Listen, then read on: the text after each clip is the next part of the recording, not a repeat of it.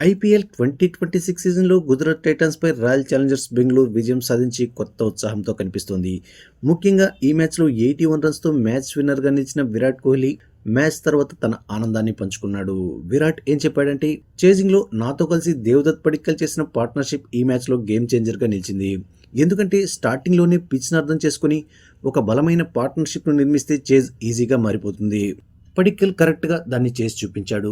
పడిక్కల్ ఈ సీజన్లో ఇప్పటికే 2 సార్లు ఇలాంటి అద్భుతమైన ఇన్నింగ్స్ ఆడాడు. ఓ యువ ఆటగాడు ఇంత మెచ్యూరిటీతో ఆడడం నిజంగా అరుదు. నిజానికి అతని ఇన్నింగ్సే మ్యాచ్లో అసలైన తేడాను చూపించింది. మా మధ్య ఏర్పడిన పార్ట్నర్షిప్ గేమ్ చేంజర్గా మారింది. ఈ విషయంలో పడిక్కల్కు క్రెడిట్ ఇవ్వాల్సిందే. ఇక మా బౌలింగ్ విషయానికి వస్తే గుజరాత్కు వచ్చిన అద్భుతమైన స్టార్ట్స్తో వాళ్ళు 220+ రన్స్ చేసేలా కనిపించారు. కానీ మా స్పిన్నర్స్ పిచ్పై పెద్దగా టర్న్ లభించకపోయినప్పటికీ చాలా క్రమశిక్షణతో బౌలింగ్ చేశారు. కండిషన్స్ను అర్థం చేసుకున్న తర్వాత మా ప్లాన్స్ను పర్ఫెక్ట్గా ఎగ్జిక్యూట్ చేశారు. ఇక చేజింగ్లో టార్గెట్ గురించి మాకు ఎలాంటి డౌట్ లేదు. ఎంత పెద్ద టార్గెట్ అయినా దాన్ని ఛేదించడానికి పర్ఫెక్ట్ ప్లానింగ్తో బరిలోకి దిగాం.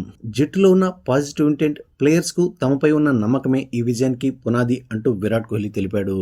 ఇంకా కోహ్లీ మాట్లాడుతూ, మా టీంలో అపోజిషన్ బౌలర్స్ను ప్రెజర్లో పెట్టగల టాలెంటెడ్ ప్లేయర్స్ చాలామంది ఉన్నారు.